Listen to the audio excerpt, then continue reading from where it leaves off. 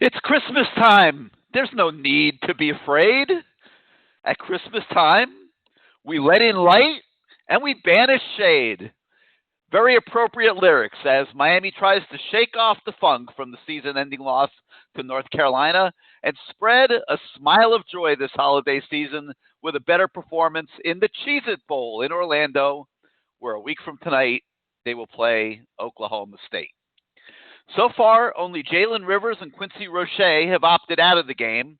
Everybody else seems determined to erase the memory of that Carolina debacle with a better performance. Oklahoma State has a few more opt-outs than the Canes, so this game might literally come down to which team is more invested in winning.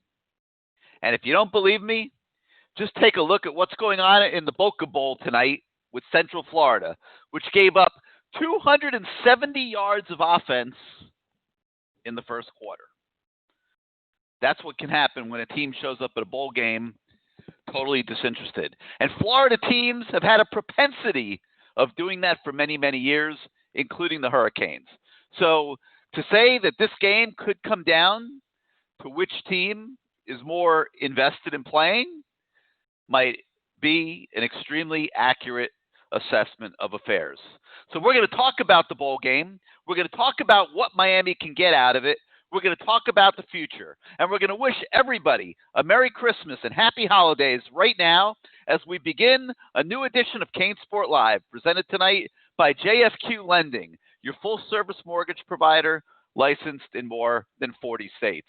Hello again, everybody. I'm Gary Ferman, the publisher of CaneSport.com, and we welcome you once again to CaneSport Live as we get deep into this 2020 football season. As always, this is your show. It'll be driven by your participation. The call-in number is 563-999-3550, 563-999-3550. More than 100 open phone lines, plenty of room for everybody to call and participate. If you want to come on the show, you hit the number 1 on your keypad. That puts you in the queue. We bring you on the show in the order that you landed in the queue. We once again ask the subscribers at CaneSport.com to post the topics and questions that they would like to hear discussed on tonight's show, and we will address them during the course of the evening as we go along. All right, so we have a lot to unpack tonight. First, the revelation since we last met on Tuesday in my story this past weekend about how much disarray there was in the Miami football camp, particularly on the defensive side of the football, leading up to the North Carolina game, with 2 defensive position coaches having missed almost a month of team activities, each due to the coronavirus. I wrote about how the most amazing thing about that whole experience was that nobody talked about it. Nobody used it as an excuse and, presented it as a hurdle that the team was trying to overcome. They owned it. And I think they deserve a lot of credit for that, and that's why I wrote that story, not looking to make excuses for the way the team played against North Carolina. You cannot excuse a performance like that by any means, and nobody tried to do that. Should the Canes have played the game when their preparation for it was thrown such a curveball? That's something that we could talk about tonight amongst everything else, such as signing day, which was Wednesday, and everyone that was expected to ink a national letter of intent to the Canes did so. What did you guys think about the class? On another note, the All-ACC team came out, and in voting of the 15 league coaches and 49 media members, not one, I repeat, not one Miami position player was selected for first-team honors. Kicker Jose Borregales was selected, the league's best kicker, but it seems to me that Jalen Phillips and Brevin Jordan, in the least, should have won the vote at their positions. So I'm interested in what you guys think of that. And now all attention is on this bowl game, and we're going to find out your thoughts on that tonight also. So let's get right out to your calls and talk more about it. 563-999-3550, 563-999-3550. You hit the 1 on your keypad if you want to come on the show. We begin tonight in the 352. You're live on CaneSport Live. How you doing this evening? Gary, I hit the first number on the night. I'm so excited. Yeah, who's this? Hey, this is Ryan. How you doing, man? What's up, Ryan? You're a new caller, aren't you? I Yeah, don't I'm doing remember all you right. calling before. No. I'm always lurking. I'm always listening. But I had to call in tonight. I'm going to be quick so everybody else can get their opinions in. But I said it on the message board. Manny Diaz is a junior analyst at ESPN. We're getting that type of performance. And until someone wants to take football seriously at the University of Miami, nothing's going to change. Nothing's going to change. I'm going to ask you, do you think if we went 5-5 this year on the 10 games we played, that Manny should be retained? All right. Well, first of all, I would have agreed with to a degree. I mean, with it probably without. I mean, calling him a junior analyst and all that. Like, I don't. Quite honestly, that's I mean, quite honestly that's the highlights for the no. I understand, but I know, but that was many years ago, and I don't think that adds to your argument. If your argument is that he was in over his head as the head coach of the University of Miami, I unquestionably would have agreed with you a year ago. And it still is. Is over his head. Well, I mean, maybe, but I do think that you have to acknowledge that he did take some forward steps in year two. He did. He made a lot of strong moves this year, and he improved the team and he improved the program. Now, okay, if wait a minute, Ryan. Let me answer your question, then I'll let you talk. I'll let you talk again. So I think you got to give him credit for that. Now, did the performance against North Carolina taint all that? Did it take away all the equity that was built up? That's open for debate. I mean, some people say yes.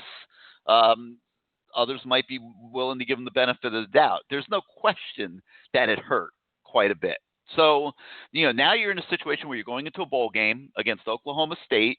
Everyone in college football is looking at it as a relatively evenly matched game, which, it probably is.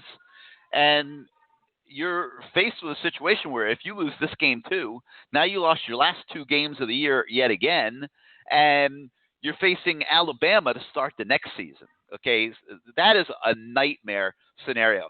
So I think that this bowl game for Miami is, I'm not going to say as big as a national championship game or anything like that. That would be ridiculous. But it's as big of a meaningless bowl game as you'll ever see. Do you think if he went 5-5, he deserved to be retained? No, and I don't. Okay. And I think. And I think us from 5-5. I do know. And 9 but you could.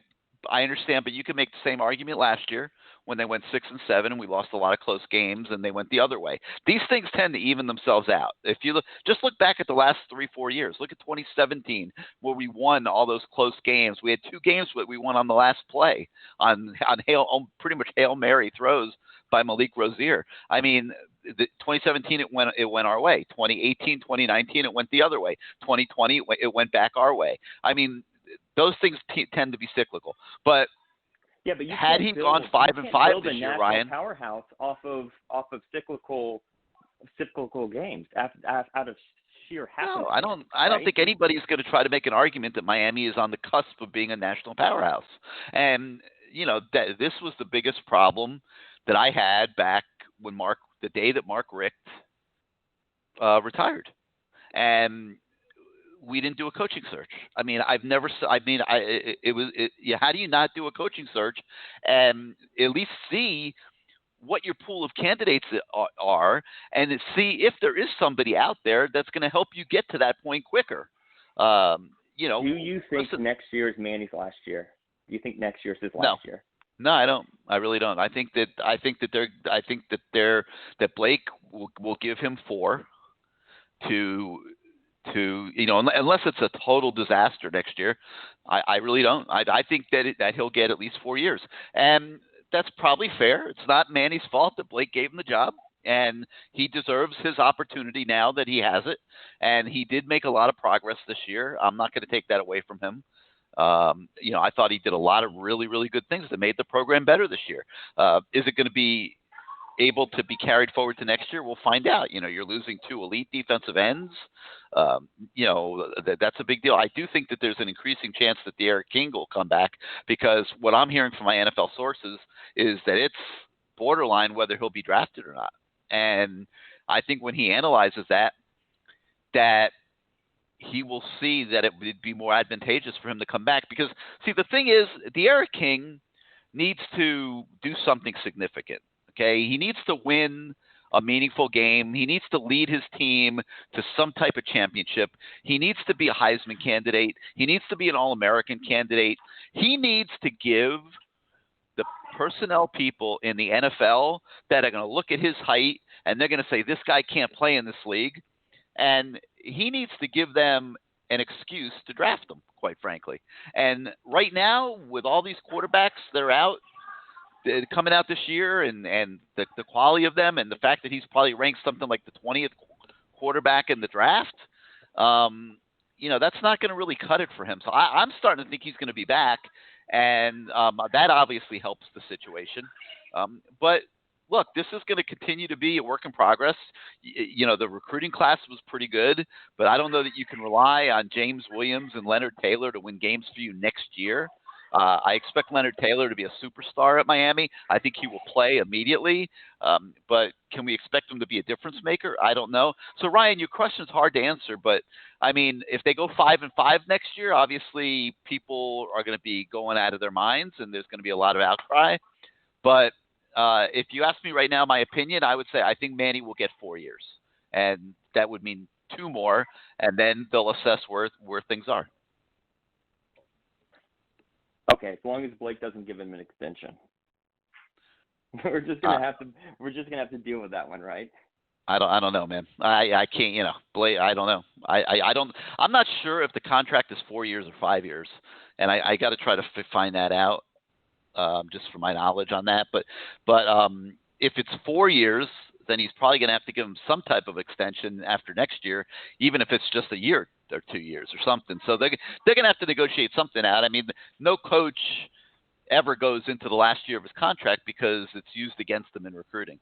So I don't, there's ways to negotiate around that just by the amount of the buyouts and things like that.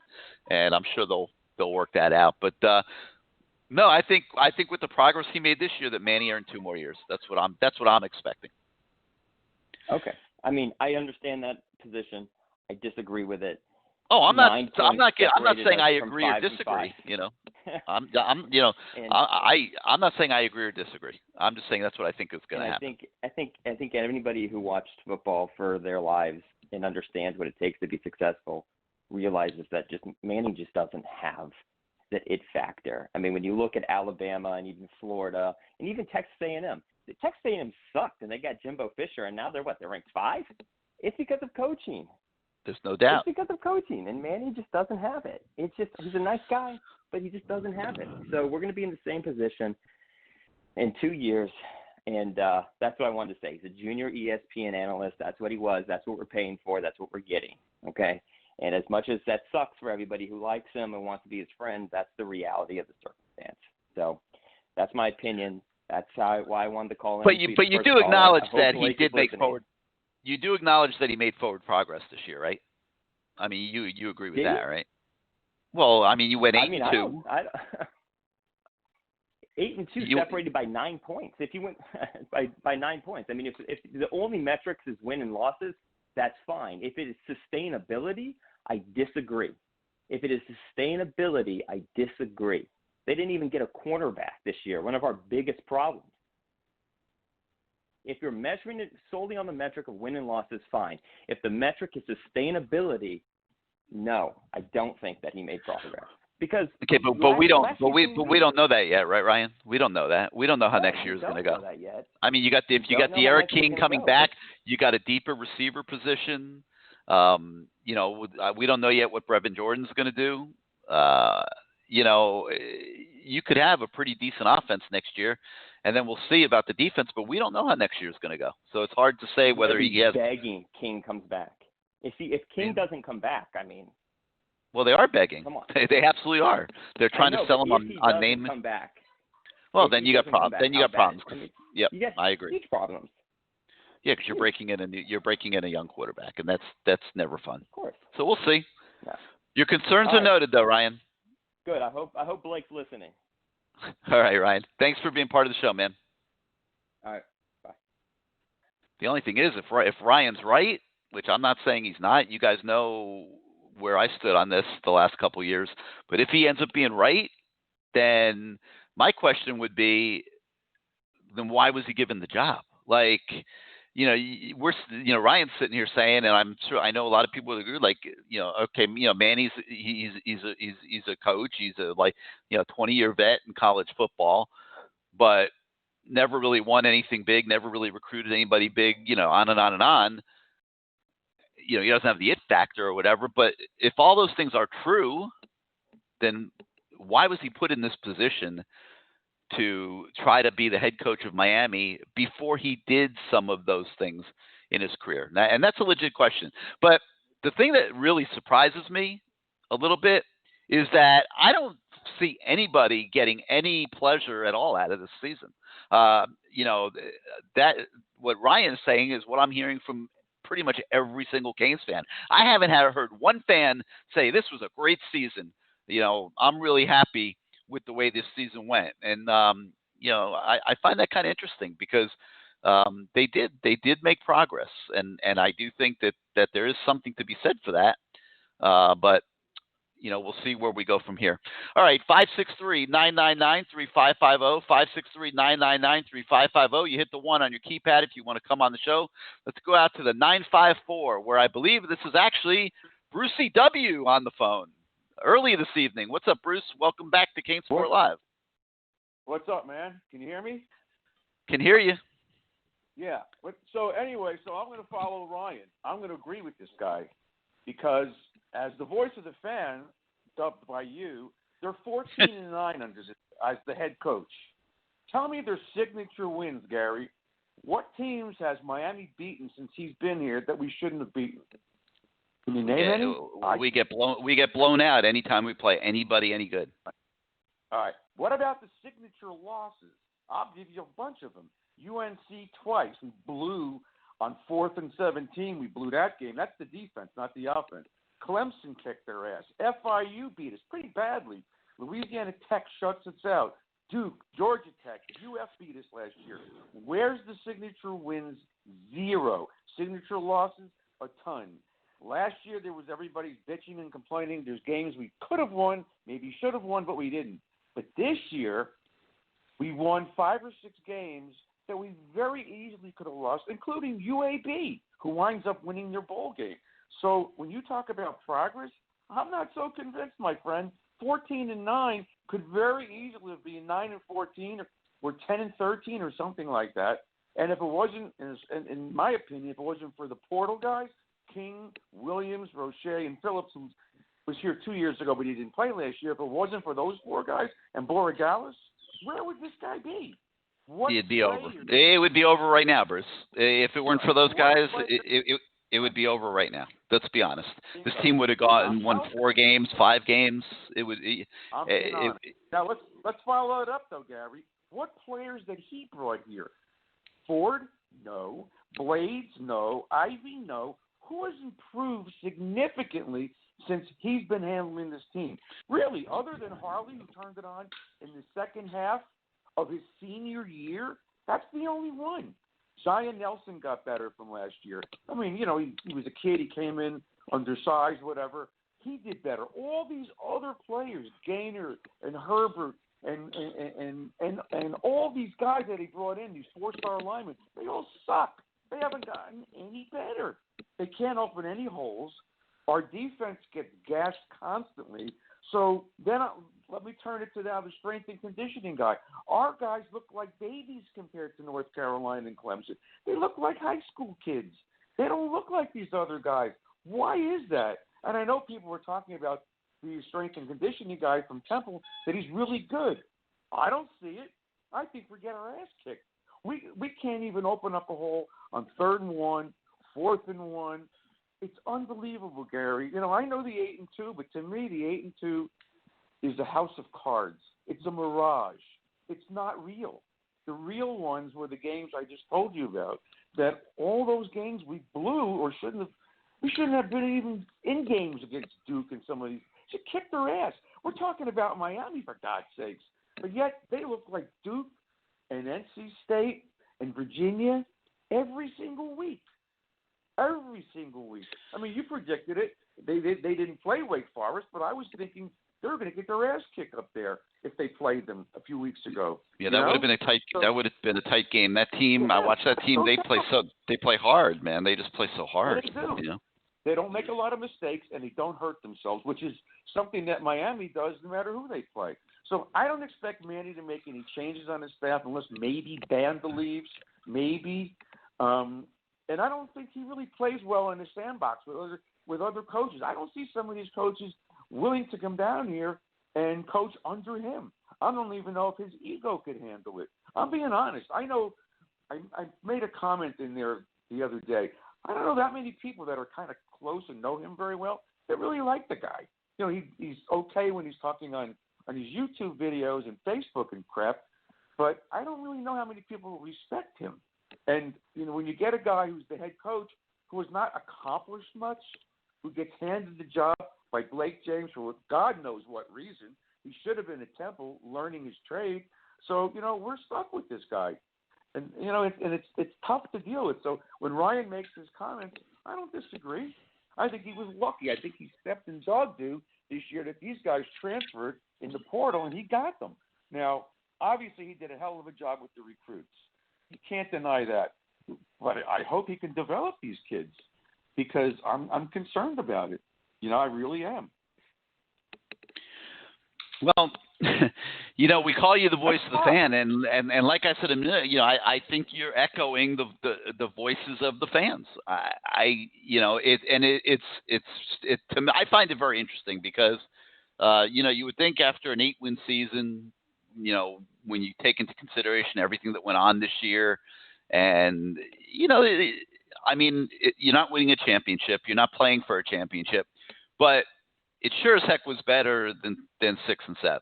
And, you know, at least there's some hope. You know, if the Eric King comes back, it buys you another year to develop Van Dyke. It gives you a year to start developing Garcia. And then you can have a true competition the next spring with quarterbacks that have at least had a year or two in the system and in the program. You've definitely made the receiver position better with the recruits that are coming in. There's no doubt about it. The offensive line is going to be a year older. If Brevin Jordan comes in, you got a tandem of tight ends. Even with this Arroyo kid coming in, that has to be just about as good as anybody in the country. So there's a lot to be positive about on the offensive side of the ball, for sure. Right. On the offensive side, I agree with you. I agree with you. I think some of these kids that are already here, like Smith, I don't know about Jeremiah Payton. I don't know what happened to him. He just disappeared. Pope is a waste. Wiggins is a waste. I don't know if Harley's coming back. But I agree. The wide receiver, there's talent there. And if they do bring in, if Brevin does stay, they still got to get the ball to Mallory more. He was very underused this year. I don't care if Brevin's on the field or not. This guy, he's a mismatch. He should get the ball a lot more. I know you agree. Yeah, I do agree. He was the most underutilized guy on the team this year, no doubt. Yep. So, you know, next year they're going to lose to Alabama. That's a given. I don't think they're going to beat them unless 3/4 of their team takes off for the NFL. But you know, well, they are going to be replacing a lot of guys, but the guys that they have coming in should be better than our guys, and I agree with you. But I personally have, you know, I was as tough after the end of last year as anybody could possibly be. I have a hard time being really critical right now. I just do. I mean, it's like I don't know what else Manny could have done this year. Now, is it good enough or not good enough? That's a different question and a different evaluation. But I don't see it as an issue right now, 2 years into his contract. I know he's going to get a minimum of 3 and certainly probably at least 4 to prove himself. But, I mean, Blake, you're going to have to, like, cut off his arm to get him to admit he made a mistake. So, like – not a bad idea. Yeah, well, I wouldn't wish that on anybody. Come on, but you know, the point I'm making is that there's a lot of variables here. And then the next question I'll ask before we wrap up here is, let's say, who are you going to replace him with? Like who's going to come here that's going to be a better option right now? I don't see too many of those guys out there in college football. Well, I don't know. I don't know about the Iowa State coach. Everybody says the NFL. Yeah, but the Iowa State coach that knows nobody in South Florida, that has never recruited South Florida a day of his life, who, like, we don't know that he's going to be any better than Manny Diaz coming to Miami. And well, that's the same thing we said about Jimmy Johnson and Dennis Erickson, but it worked out okay, didn't it?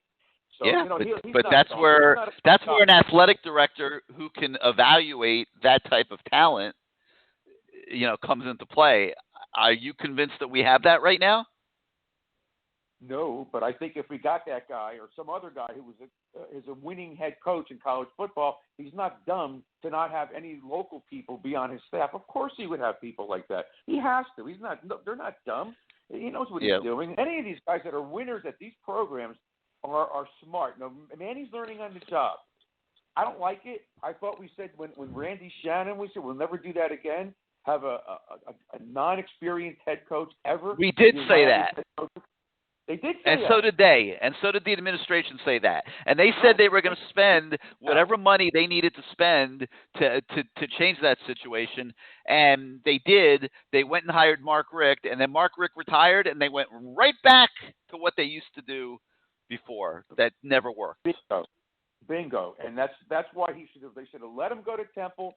They could have given him a wink. We'll see what happens if you come back. But they never should have done this. This was just a lazy thing.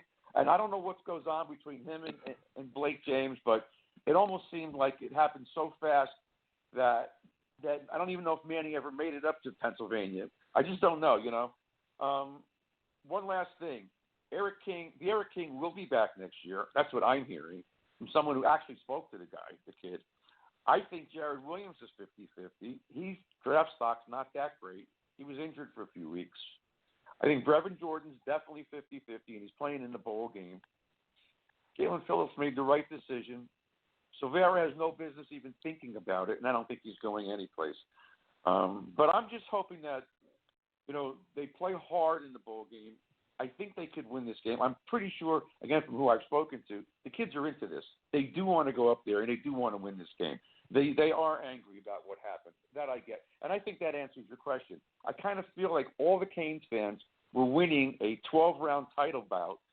They won every round, and with 18 seconds to go, somebody hit us with a lucky punch and knocked us out. That's what the North Carolina game feels to me. There was nothing lucky about the punch.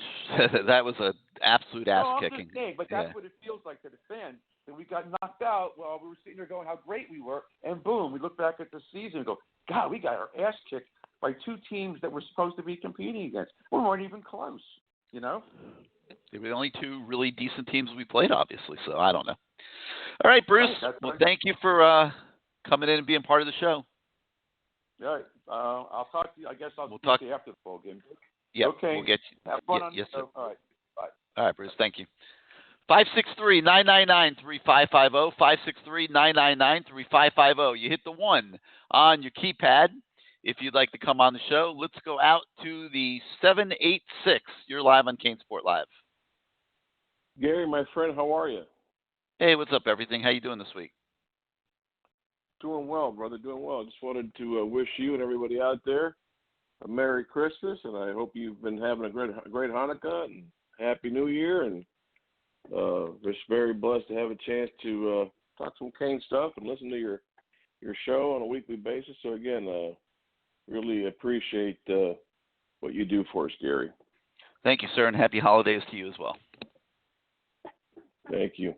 After listening to the first two callers, I'm not feeling depressed, but man, I was a little bit more positive than I normally am after a signing day in which we were able to get 2 5-star kids, local kids, to stay home, and looking at the progress we're making. I mean, I think we all understand what's transpired here, and we all understand where the root problem is. And I don't think Bruce really ever gets very specific on it, and most people don't. The issue is you have an athletic director that doesn't understand major college football. He just doesn't understand it, doesn't have the persona for it, and he's in a place where he shouldn't be. And the shows that we had last year when you brought him on and we discussed everything, and verbatim, I've been telling you guys, he doesn't belong in the spot that he's in. He's not built for that. We all have our strengths and weaknesses. There's nothing wrong with being an AD at a Power 5 program that doesn't really care about football, like Vanderbilt. And there's nothing wrong with being an AD there. But when you're in a former blue blood program that we became the most hated program in the United States of America, we created SWAG. The evolution of college football, that transpired based on the catalyst that we provided this sport across the entire country. So, no, he's not the right guy for the job. The right guy that could have helped propel things was not brought in, because the head coach that we have, yes, he is going to be intimidated by having an Alonzo Highsmith be his boss. So we knew it wasn't going to work out. Ed Reed was a token hire in terms of appeasing everybody. Hey, we're going to hire somebody from the glory pass, an NFL Hall of Famer. But how much say does Ed have? Look, we know the reality of the situation. But going forward, which is what I'm trying to do, I think I've done a pretty good job this year of accepting our good or bad, but trying to continue to build, because at the end, it's still our program. And I think going forward, what I saw last week was a good step in the right direction by keeping 2 kids home, 2 kids that were wanted by every major program in the country, and they stayed home. And I think that's a huge step. I mean, look at each one of these kids. We sure as hell don't know where James Williams is going to be playing, whether it's going to be in the box, out of the box, with his hand in the dirt. We don't know. But we know that's an impactful athlete that's coming to our defense. We know that Leonard Taylor's, Marcus Fortson doesn't even compare to this. This kid doesn't even compare. They're talking about apples and oranges. We've got some great talent that we signed last week. Are there some major holes? Gary, of course there's some major holes. Cornerback, we now have one at defensive end. We just lost our best pass rusher coming for next year. He's going pro. We've got a lot of holes. We're going to be very young next year defensively. We just are. But we're still making the progress we need to make. And I don't understand how we can't at least be grateful that even if there were close games, we're still going in the right direction. Because I agree. I'm encouraged by the direction, especially on the offensive side of the ball. And, you talk about Leonard Taylor and James Williams, and that is a future direction on the defensive side of the ball. I don't know that it's reality to expect those 2 kids to come in here next year and change results, but maybe by year 2 they'll be ready to do that, and you keep building on that, and maybe you have something a couple years down the road, and maybe Manny can save this thing. But are the concerns legitimate? Absolutely. They're very legitimate. They're legitimate, Gary, but it's we all know what they were from before the first game of this season. Correct. Before the first game of last year, right? We know where we're at. It is what it is. Yeah, we've known it. Right. You're absolutely right. I hate to say that, but that's where we're at. So that's reality. Looking at our reality, okay, we're going to have to see how this bowl game goes. I could care less what Oklahoma State is running. I don't care who's playing. I know they've lost 3 kids have declared for the draft. They're not playing. Their best receivers playing. Okay, great. It doesn't freaking matter. You know what matters, Gary? Is winning. The mentality of these kids, of these young kids that are going to play. And after getting smacked in the mouth a couple of weeks ago, my concern is where our team is mentally. Where are they mentally? The piece that you wrote, and I've been with you guys for about a good 13 years now. That's one of your best pieces of work, Gary, because it was the truth. Last week you asked me, well, but what was it? Everything, what was it? And you thought I was dancing around. I knew there was something underlying bigger, but I couldn't, I'm not there, so I don't know. And what you pretty much exposed in your article became very clear to me how impactful it is. Listen, I was a grad assistant many, many moons ago, and I had to learn the craft.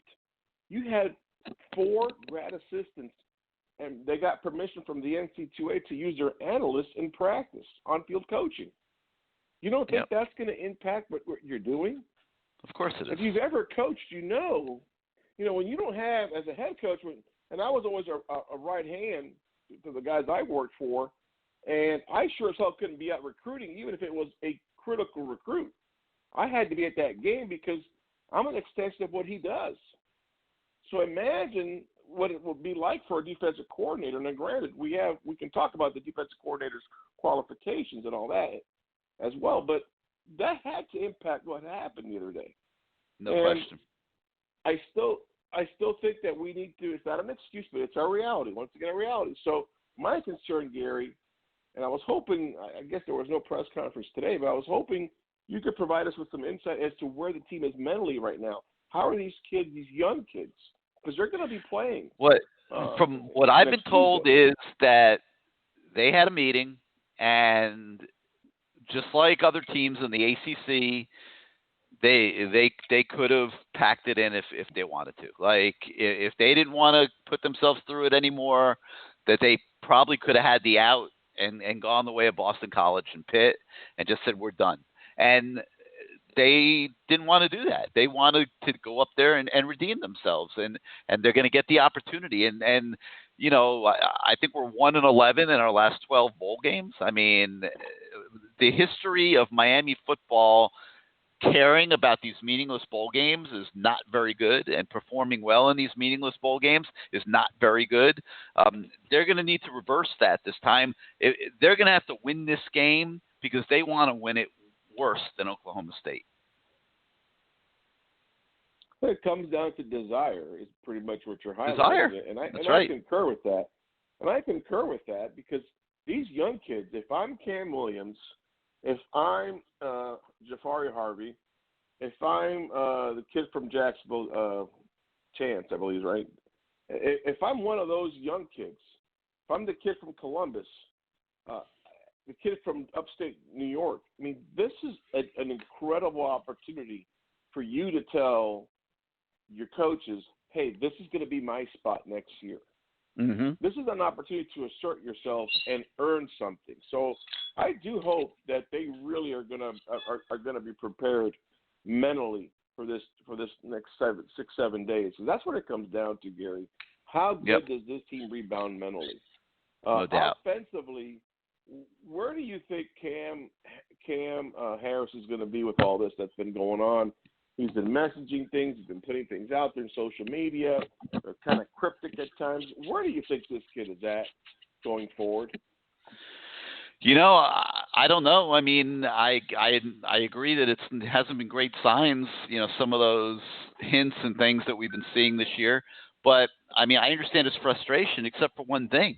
It's like, you don't like the fact that you're sharing time with Don Chaney and Jalen Knighton? Then separate yourself from them. You know, shut the hell up and separate yourself from them. We watched the whole season this year.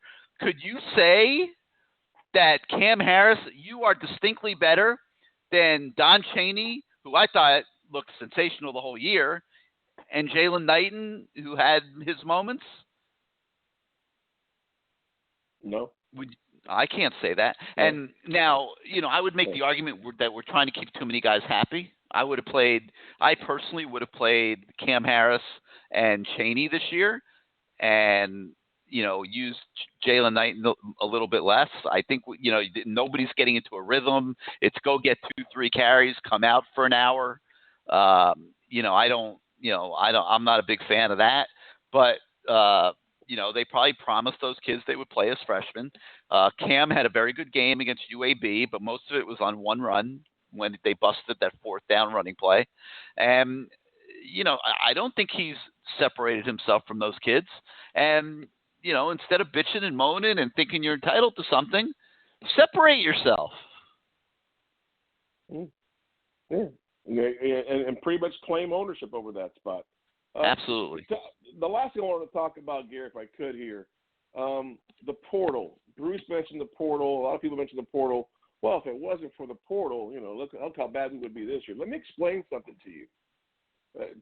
As the game evolves and changes, you as the head coach, you need to be ahead of that next trend. You should be establishing those trends. What we've been able to do here, and he's been a part of it as a defensive coordinator and as a head coach, is to be able to find the best kids out there that can come in and make an impact where you have major areas of weakness. And you cannot dismiss that. That's still part of the job, guys. Yeah, it's not ideal, but it is what it is. The game has changed. Gary, there's 827 kids right now in the transfer portal. 827. What does that tell you about major college football? What does that tell you about the society we live in? Tells you the transfer portal is a big part of the game. How they are. Yeah. And it no tells doubt. you how our kids are, how this microwave society is. So you've got to adapt, and that's still part of being successful. Okay? If you don't get them out of high school, then you sure as hell better get them out of the portal right now. So well, look at the last 3 spots. I was just going to say the funny thing about this year is that having those older kids to me was a differentiator and really saved Manny, because you had no spring practice and kids across America on every team, the young kids have not been developed properly. Like they haven't had the practice field time that they would normally have had, and it makes a huge difference. And I think that's why you're seeing so many teams out there that, you know, maybe we're supposed to be really, really good blowing games that you think they shouldn't blow, because they have young kids playing that are making mistakes because they didn't have the proper training going into the year. So having an older kid like De'Aaron King, having an older kid like Jalen Phillips, having an older kid like Quincy Roche, an older kid like Jared Williams, that made a big Borregales. Yeah, that made a big difference this year. So you're right. All right, everything. Gotta let you go. You can't underscore that. No, Be absolutely well. not. Happy holidays, Gary. Yep. Yeah, happy holidays. Thanks for being part of the show. Be well. Yeah, absolutely. Like you could say, hey, if it weren't for the transfers this year, we would have been a 5-win team, and that probably is accurate. But getting the transfers is a big part of college football today. And you know, if you look at Miami basketball, for example, they've done wonders with the transfers that they've been able to get through the years. So Miami is an appealing destination for transfers. I think they've found something here. I think the transfer portal will continue to be a part of this program, including this year. But I do think that Manny Diaz realizes very astutely and accurately that the foundation of your team better be your traditional recruiting of high school players. Let's go out to the 3-2-1. You're live on CaneSport Live. What's going on, Gary? How you doing? This is Tony. Hey, what's up, Tony? How you doing this week?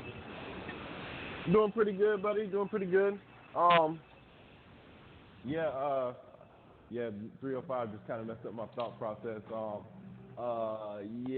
was pretty angry. And, you know, we talk about, you know, how much Miami really cares about the football program. And we talk about, you know, the last hire Blake James made and how we went backwards. I just feel like, we made strides this season. But when you go into a game against North Carolina to where they literally destroy you with 5 plays, it just sets you back. You know what I mean? Like, you know, I'm one of the type of people who I like to watch film. I went back, I watched the film in 2013 with Texas against BYU. And in retrospect, I watched the last film against North Carolina. And what it came down to is our defense puts a hat on top of a hat, and we have a man to make I don't know how to really explain the football term, but we put a hat on top of a hat. Well, when somebody comes and put a hat on top of our hat, like North Carolina did, and blow us the hell out, it basically exposes our scheme on defense. I don't want to sit here and say Blake James would expect that type of result from the hire that he made, but you know, I agree with you. Like, why do you not really have a national coaching search for a national program? Like, we have a national program that's not treating itself like a national program. You understand where I'm coming from, Gary? 100%. Like 100%. And if he didn't have the sense to do it, where was everybody else? Like, where was the president? Where were the trustees? Like, why was everybody missing in action on that night that he was allowed to go do that? Like, it's athletic director malpractice. I said that, I think, last week, and it absolutely was. But you know, you know what? You know what, Tony? Though, seriously, like, and you're 100% right. And when I said it at the time, I was right. When I said it last year, I was right. But you know what? It's history now. There's nothing we can do about that. So, got to look forward. Got to hope that the program can keep building. And if Manny cannot deliver it to the next level, then then at that point you're going to have to make a change. Him and Blake James got to go. You want to know why? Because Blake James put his job on the line when he hired Manny. And I'm going to bring up another point. I'm going to bring up a couple remembrances for you, just to show you how much things have not changed. Do you remember when right before Manny Diaz took the job to Temple and they interviewed Manny Diaz, and Manny Diaz was pissed about the offense? He was pissed about what was going on the offense. You could see the frustration in his face. He was angry as hell. Well, guess what? Manny Diaz, now we feel that same way about your goddamn defense. You understand? Your defense is suspect as hell. You will never see Alabama's defense have that happen to them, what happened to us. You will never see Clemson's defense have that happen to them. That happens to us. You might see Oklahoma, you might see a few little, schools here and there, but you'll never see the top premier schools have what happened to us happen to them. That was embarrassing. And the reason I'm kind of hagging on this is because I didn't get the call last week. But that was embarrassing as a Miami Hurricanes fan. Other people tell me, I work at a bar, people tell me all the time, you guys had some of the best college football teams that there will ever be in college football. We were feared. People were afraid to play Miami. You want to know what happens when they play Miami now? They look forward to playing us. They come out and play us like it's their national championship. And we come out and lay a goddamn egg every chance we get against somebody that we're supposed to compete against. This is not Miami football. I hope Blake James hears me, because this is not Miami football. This is somewhere near Temple football. Because, listen, I want us to go 10-0 next season and go to the national championship. I don't see that happening. You want to know why? Because we have a coaching staff that have shown you that they cannot be up to par to the standard of Miami. Like, we made strides this year. Yeah, we made strides. Anybody could make a stride when you were losing to Louisiana Tech, when you were losing to FIU. To make a stride, you beat a freaking team you're better than. That's the stride we made. But when it comes to a team that we're on level with or better than us, we look like chumps. So where's the stride? We made no strides. We're still the same. So, I'm trying to be a little more optimistic. I know. I'm trying to acknowledge that they did take some forward steps this year. I'm trying to acknowledge that the offensive side of the organization should be pretty good next year, especially if the Eric King comes back. Definitely. And I understand that there's going to be some problems on defense, and we'll see how severe they are. But I'm trying not to be doom and gloom right now, because I don't see anything happening here anytime soon that's going to change the situation. I'll take you back to another day. 2000, I believe it was 2008, we played North Carolina at Hard Rock. I think they had Giuliani Bernard, and he freaking ran for 150, almost 200 yards on us. Like, North Carolina takes, this is messed up, but listen to this. North Carolina takes their football program more serious than Miami. You understand what I just said? Well, they proved it when they brought Mac Brown out of retirement. When they brought Mac Brown in.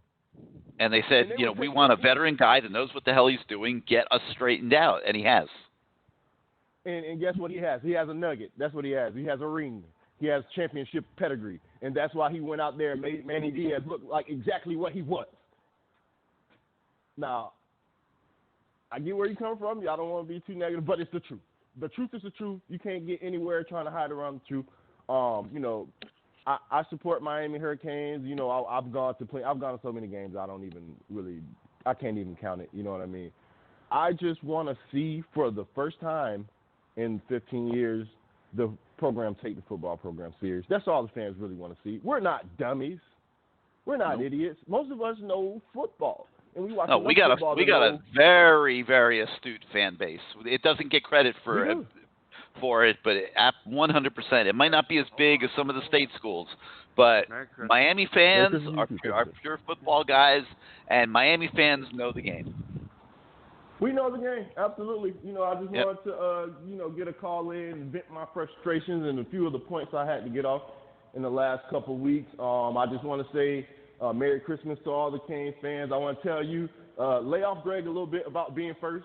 Yeah, I don't know where he is. First in over a year. He's been missing. I don't know where he is tonight. Let me see if I see him on. Yeah, he's coming up in a little bit.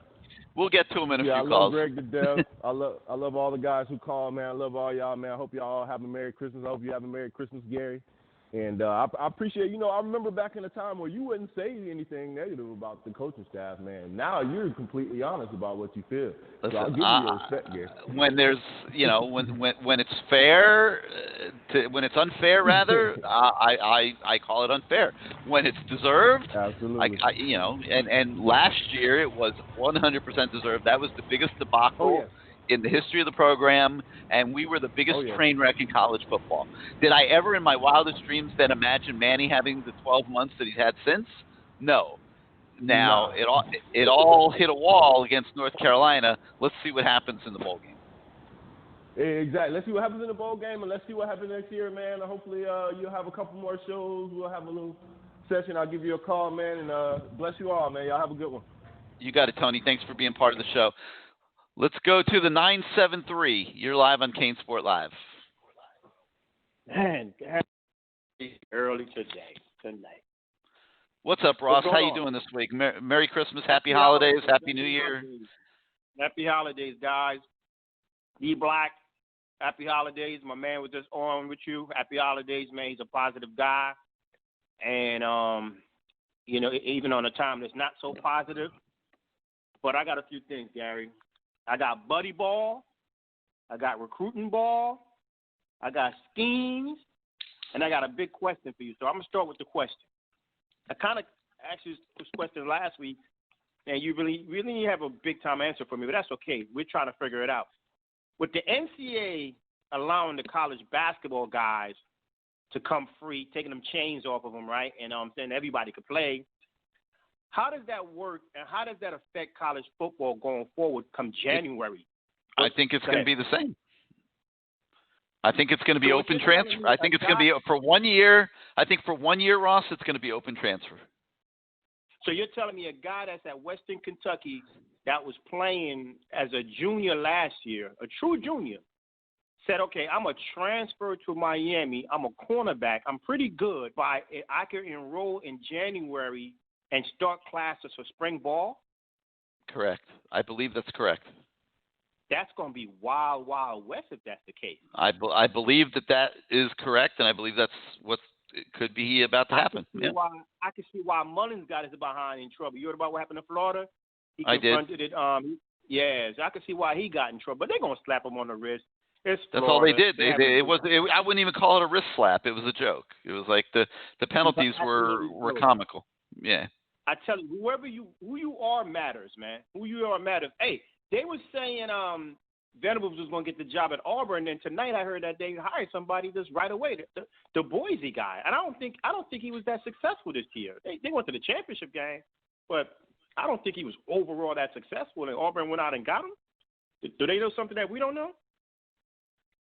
Well, no, I don't know that much about Brian Harsin. But you know what? Auburn will be the type of team to go ahead and get that guy. That guy will put a good coaching staff together, and they'll be coming down and stealing kids from Miami. Hey, let's switch gears a little bit, Gary. Okay. Buddy ball. Why are we so blessed to be blessed with coaches who likes to hire their friends, and then they get stubborn and don't want to get rid of them when they need to? Because here's the indictment. When you said that Baker is running Manning's defense, it doesn't take a rocket science to see that it's not working. Whatever is going on, it's not working. So that's an indictment on Manning that your defense is not working. And I always go back to this. And Gary, you've been around long enough to remember this. You remember when Georgia Tech, even though God bless them, they was running that nonsense offense. Remember when they hired Gore as the defensive coordinator, and Johnson had to fire his best friend? You remember that? He got rid of him in a heartbeat because the defense wasn't working out. And Manny doesn't, from what I've seen, unless I see otherwise, he doesn't have the balls for that. Well, I think we'll see what happens in the bowl game. I think if the defense struggles again in the bowl game, that he's going to be under some pressure to do something. So we'll see. But here's the thing you say. You say he's going to be under pressure. But your words, and I'm not getting on you, but your words is that he's going to be around 2 more years regardless. So it doesn't even matter how he looks in the ball game. From going by what you're saying. I mean, it matters to the program. I don't think it matters to his personal situation, but it matters to the program. I mean, if you lose that game, you've lost a lot of momentum going into 2022 recruiting, and then you got to open up with Alabama next year. You're facing 3 straight losses before going into the meat of the season next year. I mean, that's rough, Ross. I mean, that's a tough steal, man. I got news for you. Okay? I got news for you. I got news for anybody else that's listening. I love my Canes. We not winning that game against Alabama, so it don't matter about how it's going to feel. I mean, I don't think so either, but at the same time, I don't know what Alabama's going to look like next year because they're losing so many people. They're going to be good enough to beat us with their third string. What I'm looking for in the ball game is this. I know guys not going to be happy with me, Gary. I'm going to say it, and I love my team, but I want to test Manny and his crew. I want us to get pop in the mouth again. I want us to be down 14 with 3 quarters to play, and I want to see have we learned anything. I know that's not the same guys, but I want to see can they coach themselves out of that. Because I don't want to keep thinking that these are the guys or they're not the guys. I want to see us down 14, and I want to see how we react to that, Gary. I really do. If it's not 14, then it's 10. I want us to be down early because the ball game don't matter either way. It's how we play, right? So I want to see us play with some adversity. I want to see that because I want to test Manny and his crew. What have you been doing the last 8 days, 9 days, 10 days, however it is to play this game? I want to see what's going on in that department. Hey, second, let's switch over to transfers, and I'm going to get off the phone, availability and the cornerback position. If you don't mind, somewhere along the line tonight, if you're going to have a guest or somebody or whatever, your regular guy, is there someone out there, right, that's good enough? Not the garbage that we bought in last couple of years ago with Dean and the other guy that came from Citadel. Is there a cornerback on the market, a couple of them, grad transfer, that's a bad dude that we could bring in? Because obviously we didn't get any in this class, and we don't have anybody that we're fully confident about on the team now. And if we did, we wouldn't be in so much panic mode. Yeah, we don't know of that guy yet, Ross, but I do think that there's going to be movement after the bowl season. The thing that's holding things up right now is that coaches don't know what their numbers are going to be like. The NCAA has not said anything and told them you can have X number of players, you can have X number of initials. And it's kind of like they're contradicting themselves because they're opening up everything else, but they're holding back on those But numbers. They're not setting the rules, right? They're not setting the rules. It's hard to I can't explain it. Gary, here's the thing. Make us feel good, right, by saying this. Who did we get? I want to hear it now. Who did we get in this class? And I know it's not good for Miami to do this because we got to stop relying on this, but it doesn't mean that he got to play the entire season from the jump. But who did we get one guy that you feel confident about that's going to come in, plug a position for us, and pretty much play 82% of the game? I mean, the entire year, barring injury. Who is that guy on the list? Happy holidays, Gary. Wait, say it again. Who's the guy on the list? At what? Who did we get as far as coming in? The class that we just signed. Yeah. I want you to give me one guy. I don't want two. I don't want maybes. I don't want you going to Chucks. I don't know. I want one guy. And if anybody else could do when they're coming on later on, give me one guy that they feel is going to be a plug and play just because of whatever is going on. You never know who could leave, whoever. Who's going to be that plug and play position guy that's probably going to play 82%? Because here's the thing with Clemson. I know we're not Clemson. I know we're not Alabama. I know we're not Oklahoma. The reason why they succeed, even though they have guys that come in and play as freshmen, they're playing against guys who are veterans. I don't care what position. They're always playing against a guy that's a veteran. And if you watch that Alabama game the other night, when that center went down, they didn't even panic. Panic was not even in their vocabulary. They just put the other guy in, switched the position, and let's roll. All right, well, Ross, the obvious guy would be Leonard Taylor. That's what you would say. But, how often do we see a true freshman defensive tackle come into college football and make an immediate impact? Almost never, right? But we need that guy, Gary. We do need him. No, I know we need him, but here's my point. Like, if I'm going to answer your question, I don't, the easy way out of your question is saying Leonard Taylor because, he is the best player in this class. I don't know that he's going to be ready to be the best player in September. To where he can impact the defense. So I'm going to go out on the limb, and I'm going to say Brashard Smith because he's a skill athlete. Okay. And I think that he is going to slot right into Rhett Lashley's offense, very similar type role to what you saw Mike Harley have this year. And I think Brashard Smith has a chance to be that guy you're talking about.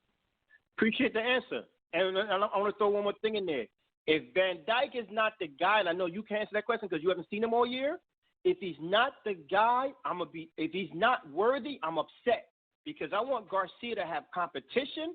I want him to be a competition. I want these guys to be ready to go, just in case Kim come back, and then we're ready to go. And I don't want them to play against Alabama, none of them. I want them to play against that other team for the following year down the line to start the season. I want King to start the season next year, but I want them guys to bust each other behind every goddamn day next year and sharpen themselves, sharpen each other, and be ready. I want the best man to win. And that's all I got to say. Happy holidays. Everybody be safe.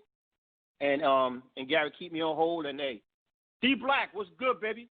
All right, man. All right, Ross, thanks as always for being part of the show. 563-999-3550, 563-999-3550. You hit the 1 on your keypad if you want to come on the show. Let's go out now to the 240.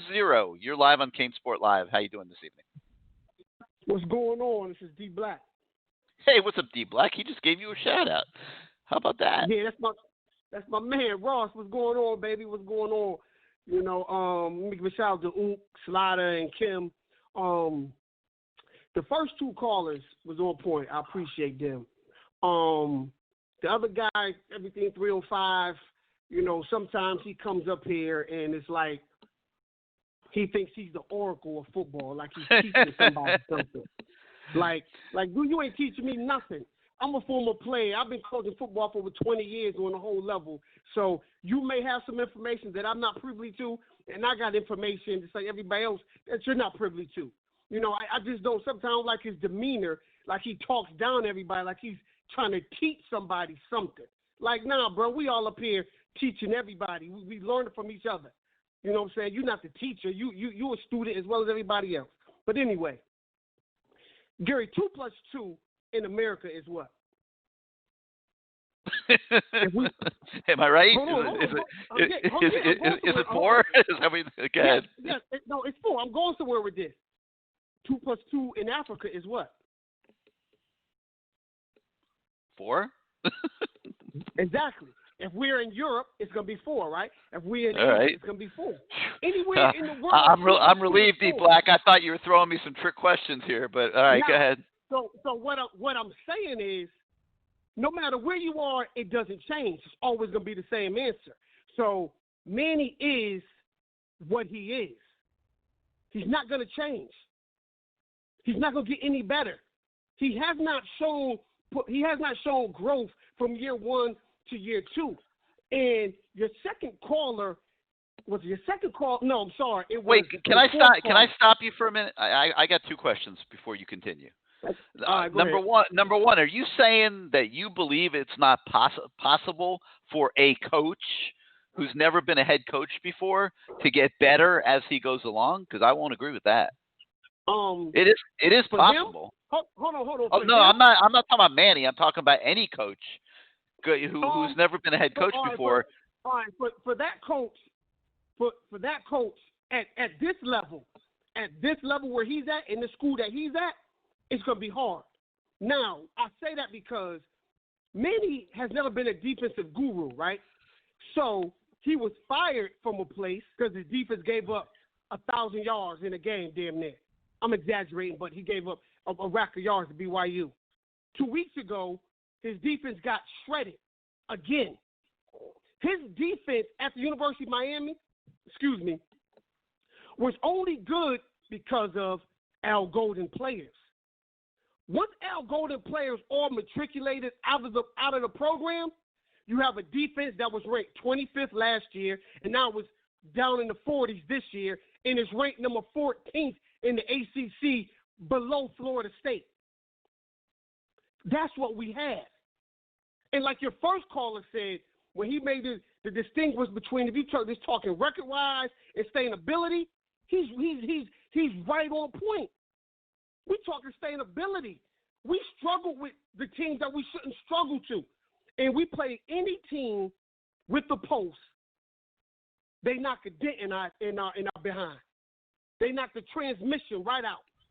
So, you know, and like the caller said, you lose at FIU, Duke, and get shut out by La Tech, and then you come back this year and you get the transfer guys, and we win 8 games, and we struggle with some teams, but we win.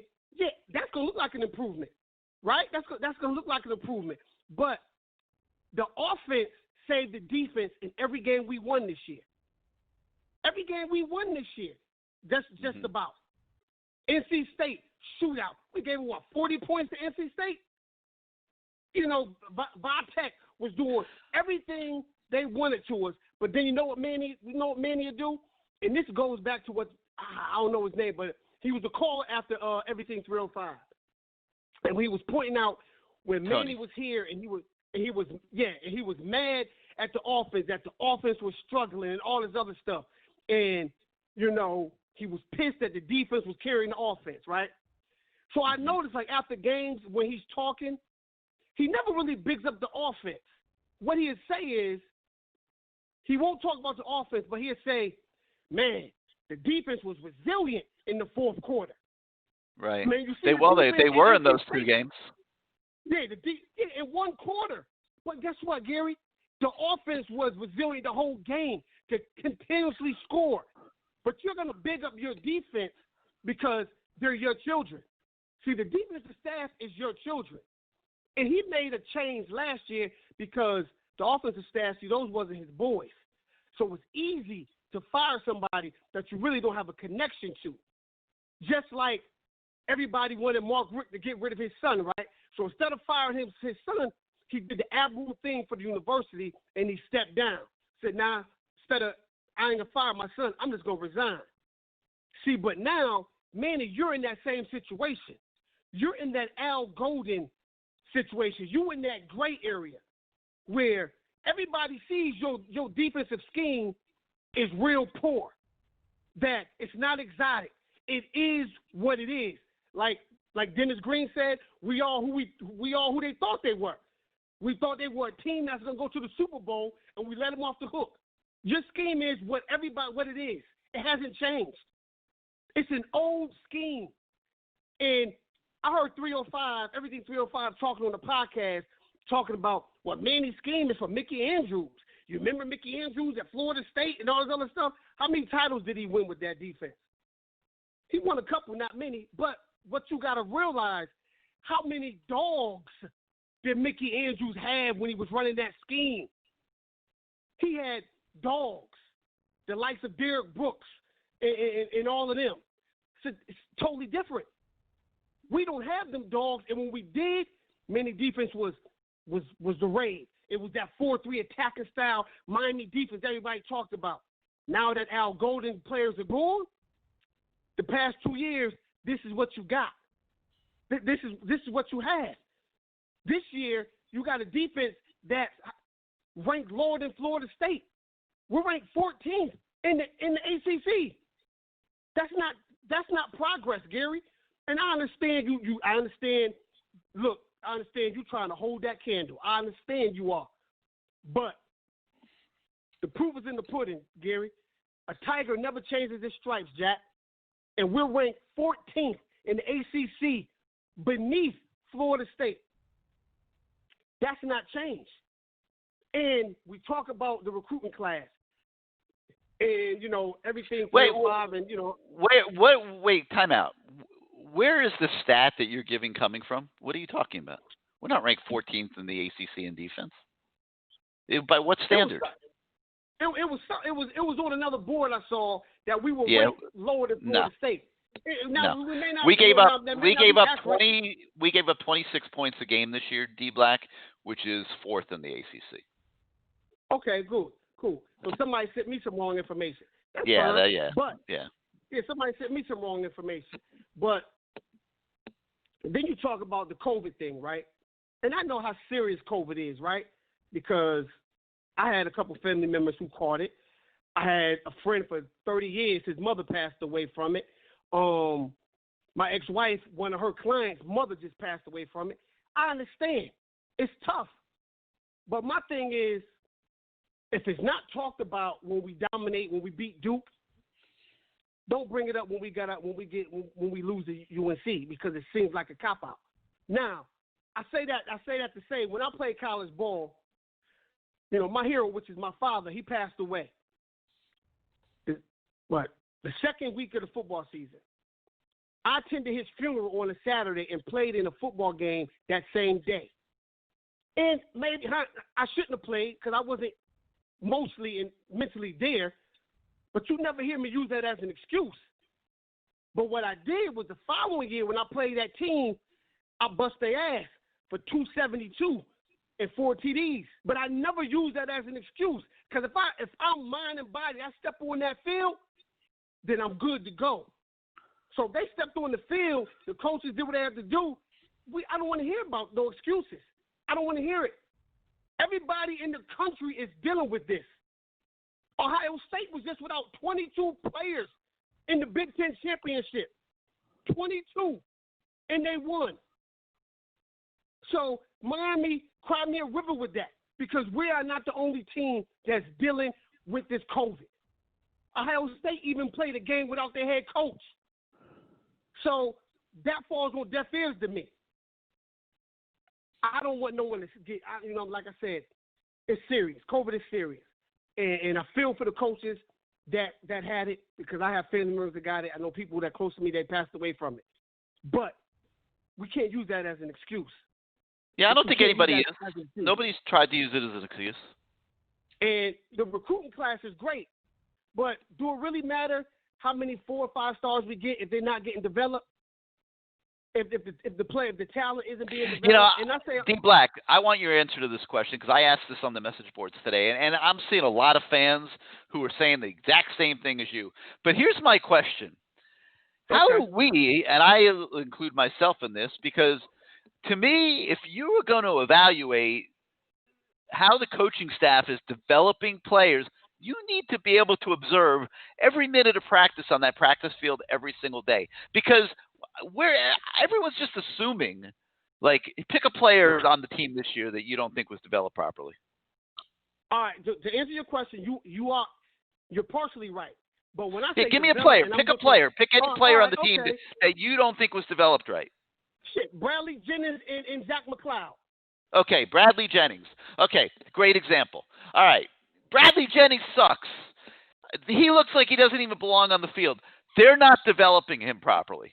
Okay, now how do we know, A, that Bradley Jennings was ever any good? Because he's never looked any good to me ever. Not 1 minute of not maybe a play here or a play there, but 95% of the time he's never looked good to me. How do we know that Bradley Jennings is any good to begin with? How do we know that he's smart? How do we know about his capability of learning the defense, learning game plans, being able to think at the speed that you got to think? See, we don't know any of that, D Black. We don't know any of it. And everybody says this. You're not the only one, man. Everybody says it, and I don't get it, because nobody out here has the foundation to make those judgments.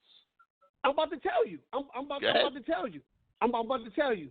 How do we know? Well, if he didn't have the capability or the talent, then Manny Diaz shouldn't have put his ass out there against LSU as a true freshman. Or should not have recruited, or should not have recruited him, right? Hold on. You're right, but hold on. So okay, one or two things that either expose Manny for not having a great eye for talent, and 2, not being able to develop him. Because, like I said a couple weeks ago, Hurley Brown recruited those 3 linebackers, Pinckney, Shaq, and McLeod. Once Manny got them, they didn't get any better. They didn't get no worse. They just stayed the same. Now, Aaron Donald, when he came out of high school and went to the University of Pitt, he was a three-star. He was a three-star player. And whoever the D-tackle coach up there, D-line coach up there, turned him into the best defensive player in the ACC, turned him into a first-round draft pick. Patrick Mahomes, three-star, coming out of high school. Lamar Jackson, three-star. Russell Wilson, two-star. And look what he did at NC State, balled out, then went to Wisconsin and balled out. So that's what I'm saying by development. Denzel Perryman, watch him as a freshman under Michael Barrow and just watch him develop to a high second-round draft pick. That's what I mean by development. Yeah, I understand, but there might be some players that just aren't good, and that goes back to recruiting evaluation, in my opinion. And to me, recruiting evaluation is the biggest problem that this program has had for many years. You're absolutely right. And who does that fall on since he's been here? Falls on the coaches. Side. Hold on. Listen. Falls on Manny on defense. It falls on Manny because he's been here. He had the final say in every player that's been recruited for the last 4 years. Exactly. And he coached the linebackers. No, 5 years. Last 5 years. 5 years. Exactly. Yep. He recruited linebackers. He coached linebackers, and now as the head coach, he has the final stamp of approval. So that's an indictment on him, on himself. So sometimes the old saying, you give a person enough rope and they're gonna hang themselves. They're gonna hang themselves, or they will expose who they really are. What's done in the dark will come out. Now that you can't hide behind being a coordinator and saying that it's the offense's fault because my defense is on the field too long. You can't hide behind that now because you are the man. You are the shot caller, and you were the defensive guy, and your defense looks like that. That's not a Miami defense. Even when we was on probation, Gary, you never saw our defenses get shredded like that. Yeah. All right, D Black. Let me let some other guys preach a little bit here, but I feel you. Hey, happy holidays to everybody. You know what I'm saying? Take a shot for me. You know what I mean? Enjoy yourself. Be safe. Ross, we gotta get up, homie. Gary, keep me on hold, please. All right, D Black. Thanks as always for being part of the show. Let's go to the 845. You're live on CaneSport Live. Yeah, Gary, how you doing? Hey, what's up, Greg? How you doing tonight? You know why I can't get on first? Because somebody hung up on me 4 times when I called today. Just really? Letting you know. Yep, 4 times. Anyway, I don't know where to start after listening to D Black there. But anyway, I guess. By the way, I'm watching Randy Shannon's defense here. He's already given up 500 yards. With, I know, man. I feel they got nothing, man. Oh, and I see some of your genius people on the board saying, "Oh, let's bring Randy back." Yeah, well, his ideas aren't working either. Anyway. Oh, and I wanted to bring up something about Alabama the other night. You watched the game against Florida? I did. All those South Florida D-backs, they got lit up like a Christmas tree. I know. I noticed that. I know. They did. Kane got smoked. So did Joe. Okay. You think it's possible that maybe not every South Florida kid is as great as we make them out to be, okay? I 100% agree with that. South Florida doesn't make them all pros, okay? I see Tyson Campbell getting smoked too at Georgia, all right? So I don't know. By the way, defense is optional in most of these college football games, I'll tell you right now. Who has a great defense in college right now? Boy, a great defense. I think Clemson's got a pretty good defense. I don't know how great they are. We'll find out when they theoretically play Bama. But, I mean, they're not bad. They gave up 17 points a game this year. Yeah, But okay. you know, I haven't. I'd have to think a little bit more about it. I mean, Bama's not great on defense. Notre Dame is decent on defense, but not quite as good as Clemson. They didn't do too good against Clemson either time they played them. Ohio State, I haven't Anyway. watched enough. I'm just thinking of the teams in the playoffs. You know.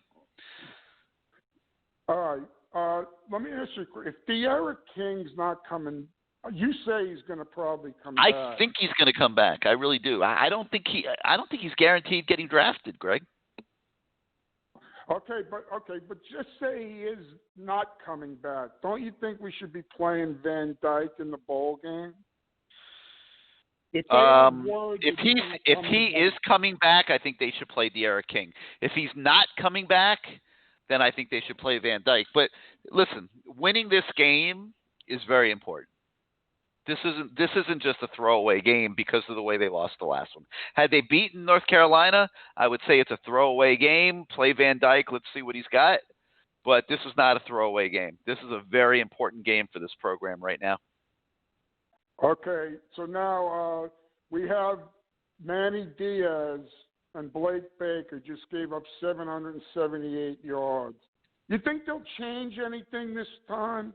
Nope. We're going to stay with the same garbage scheme? I don't think they're going to change their whole defense. No, I really don't. I think they're going to consider that game a fluke, that the kids just didn't have their heads in it or weren't ready to play or whatever they're thinking behind closed doors. I have no idea. And no, I don't think they're going to put in a whole new system for this game. They can't. Okay. You can't change your whole system in a week of practice. Right, you know, they might put in one special thing or something for Okie State, but you can't change your whole defense.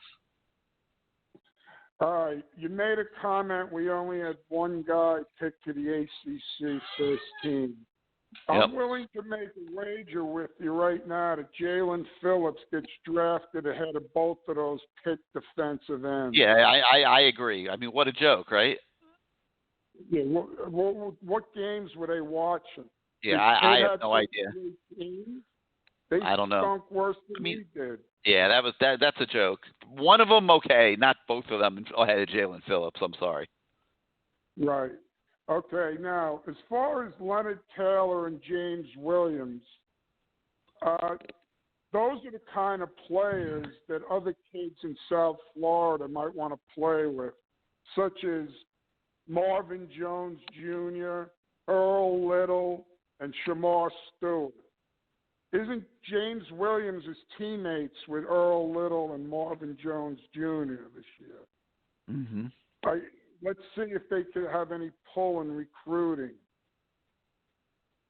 Because, yeah, it's going to be interesting. I don't know. You know, Marvin Jones Jr.'s dad obviously was a star at Florida State, so I don't know where they stand in terms of that. But his mother went to Miami.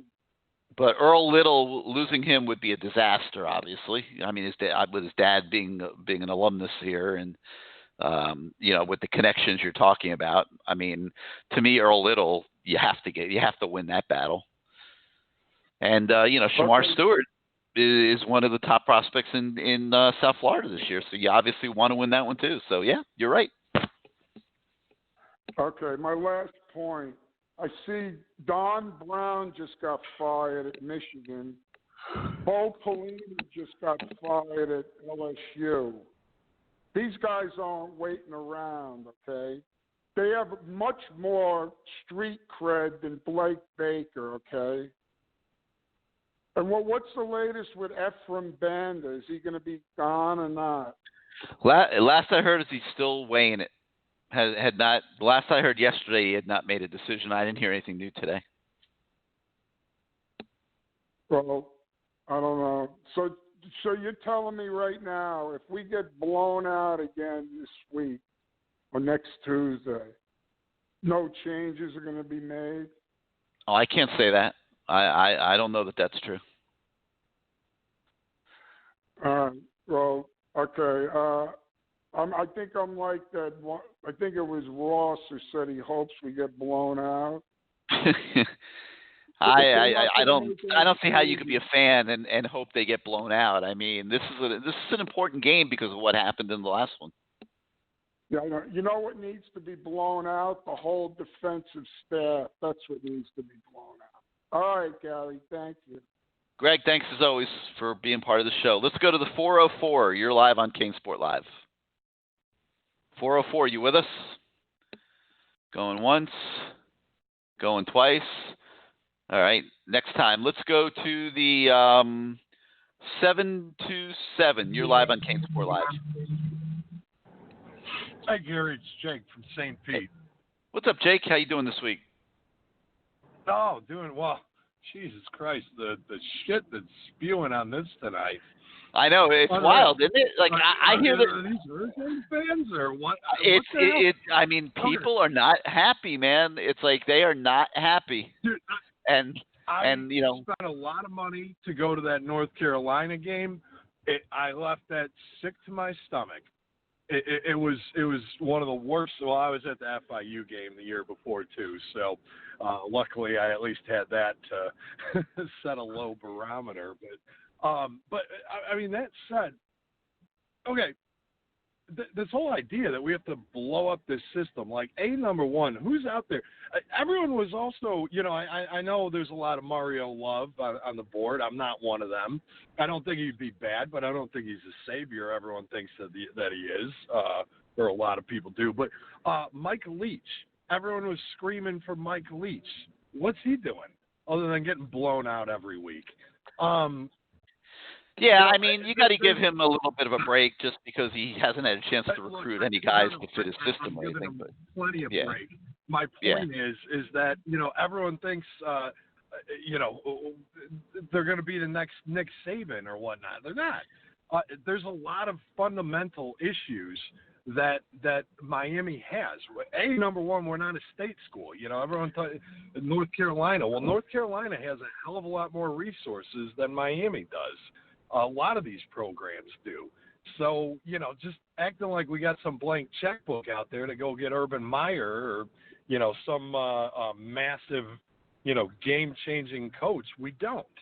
So root for Manny to succeed, number one. Number two, this whole idea, like some guy said Alabama just, they couldn't give up points. Blow it out your ass. They gave up 48 points to Ole Miss this year and gave up 700 yards. Get real. Like, it happens. It's college football in 2020. Offenses score points. Get over it. It sucked. It was a terrible loss. But to act like this is a unique situation for Miami, you know, I mean, don't get me wrong. Here's the thing, Jake. Furious after that game. Here's the thing, Jake. You know, like, and you just gave a good example.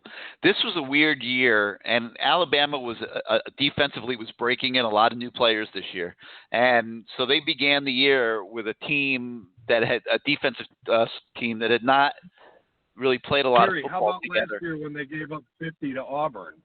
No, I understand, but here's what I'm saying. They had not played a lot of football together, and they did not have a spring practice. So they're a young defense learning on the fly, and I think that's why you saw what you saw. Now, they were a lot better towards the end of the year, but they couldn't stop Florida. You know, Florida was right there with them for most of that game. Florida, I mean, that secondary looked completely lost. My point is just, you know, to say that we didn't make progress this year to me is just – it's ignoring everything that happened this season. Then beyond that, everyone talking, the coaching staff needs to go wholesale on the defense. We've got some pretty good coaches on the defense, and we actually have some good recruiters, you know, despite, you know, what may be popular opinion. Todd Stroud this year could have 3 guys go in the first round. That's a good coach. I'm sorry. And he's been developing some other guys too. You know, some we'd probably like. I would have liked to have seen maybe a little bit more out of Harvey and Cam Williams this year. But, you know, they made progress this year. They're that's where we're going to find out how good of a coach Todd Stroud is next year. I mean, he's done a really good job with these transfers, but these guys were handpicked, and he's had a chance to develop them. And when you're playing with Hunte and Cam Williams and Harvey, and you know, next year, that's when we're really going to see, you know, whether Todd Stroud is magic. But how can you say, like, he got the number one defensive tackle in the country. He got Jabari Ishmael, a 4-star recruit. He's putting guys in the NFL left and right. Like, how can we not say that guy is a good position coach? Yeah, I don't disagree. He's done a very good job with what he's done so far, no doubt. I mean, I'll be the first. He wasn't the lead recruiter on Leonard Taylor now, but you know, but that's besides the point. Banda was, and Banda's proven to be one hell of a recruiter. I mean, he's primary on James Williams and Leonard Taylor, 2 5-stars in South Florida. Like, what? You want to get rid of that guy? Get real. Right. It's crazy. I just look. There's certainly some things that need to be done. I'm not one who's going to come up here and be like, oh, you know, we're back or anything. But there's steady progress, and it's just like, enjoy it. This is a hell of a lot better, even with that horrible North Carolina loss, than what we were having to endure last season. Let's see where it goes. You know, Alabama's probably going to lose about 15 guys to the NFL this year, and that's one of our problems. And like, what a breath of fresh air it would be if De'Aaron King and maybe Brevin Jordan come back, because you know, you look at Alabama's lineup this season, and they got Devontae Smith, who probably would have been a first-round draft pick last year. He came back. The guy is just annihilating everybody he's playing. Yep. They got Alex Leatherwood, would have been a first-round draft pick, one of the best left tackles in the game. You know, it would be nice if Miami could maybe for once have a senior who had a good junior season. God forbid. They got a shot because Brevin Jordan has a lot to gain, I think, by coming back next year. You know, he only played 7 games. He could be a first-round pick if he stays healthy. Yeah, if he comes back next year and has a big year and gets a commitment from Lashley to feed him the ball and you know those things, then you know he does have something to gain. So that could happen. I think there's a good chance King happens. So we'll see, Jake.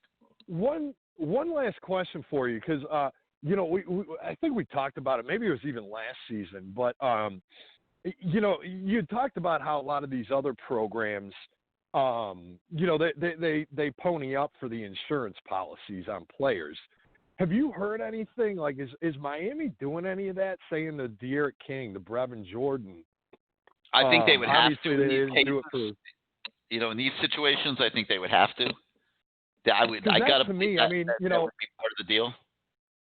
I know we don't have the resources of some of these big time programs, but you know. To put $100,000 on Brevin Jordan to bring him back next year, man, that gives us I mean, I'm not going to say that puts us on par with Alabama. That would be stupid you for me to say. You got to do it. Could that not make a big difference going into that game? If we had a bona fide senior. Same thing with De'Aaron King. Having no doubt. Bona fide stud. If those guys will play ball on those situations, you got to do it. And don't forget next year too. Trevor Lawrence, Travis Etienne, and James Skalski. Look at how Notre Dame, how much different they were with those 3 guys back and their lineup. Notre Dame didn't look national championship bound anymore with those guys. They're leaving next season. So, you know, let's try to get some of our actual developed talent back for a change. Maybe we can be a little more competitive next year. Who knows? We'll see. That's all I got for you this week, Gary. Thanks, Great man. Happy holidays. Yep. Thanks for being part of the show. Same to you. Let's go to the 386. You're live on CaneSport Live. How you doing tonight? Hey, Gary. How we doing? Doing great. Who's this? All right. It's Will again. Before I ask my question, I want to go back to something you and one of the previous callers were discussing. If you go back to fall camp, let's go back to fall camp. You and one of the previous callers were discussing player development. You go back to fall camp of this year, the one player on defense that Manny Diaz and Blake Baker was raving about was Bradley Jennings. That is the one player on defense that they were raving about in fall camp. So why haven't that translated to Saturdays? Yeah, it's a good. While we're on discussion of player development, what did they see in fall camp that we haven't seen on Saturdays? It's a legit question, but you're right. They were talking Bradley Jennings up coming into the season. Okay, my question is, and here's what I think a lot of Canes fans have with Manny Diaz, including myself. When Miami hired Manny Diaz, I was all for it. I was excited about it. What did you think when Manny Diaz was hired and he came in the door talking about we was going to be the new Miami? I mean, I don't even see where that is on the horizon under his leadership. I don't even see that being on the horizon. Agree or disagree? Right now, I would agree. I didn't like it. What did you think? What did you think when you heard we're going to be the new Miami? I didn't like it. I understood what he was trying to do. He was trying to change the mood, the mood in the room, and kind of rebrand the program a little bit. But it put an awful lot of pressure on him to deliver in year one, and he wasn't able to do it. So it clearly, obviously backfired. I mean, in a big time way. Okay, and the last point I want to make is all of these defensive players, we're still on the subject of player development. All of these defensive players that are with the University of Miami now, I think they were mostly handpicked by Manny Diaz. So who has he developed into being a big-time college football player like these transfers that he has brought in, like Quincy Roche, Jalen Phillips, De'Aaron King? Why haven't he developed any big-time players on the defensive side of the ball? I would say Greg Rousseau.